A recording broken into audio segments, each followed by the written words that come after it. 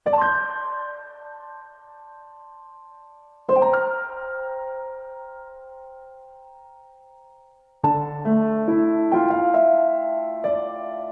asing dan sendu, namun indahnya seperti kenangan, seperti masa lalu yang membawaku menuju mimpi-mimpi.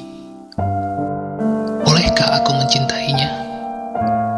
Meski ia pernah datang, menawarkan tawa yang kulupa caranya, dan pulang dengan cerita masing-masing yang membekas di ingatan. Malam ini gerimis tiada henti, berbicara kepada sunyi. Mereka seperti sepasang kekasih yang lama tak memangguk rindu.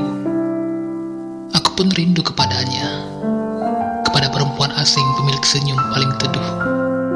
Ia terpahat jelas di atas permukaan dinding paling gelap, di dalam lorong panjang, tempat segala kesedihan bermuara.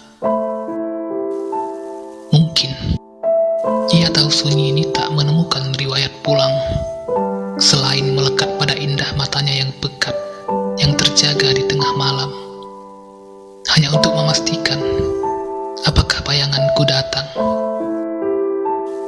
atau hanya sekedar singgah.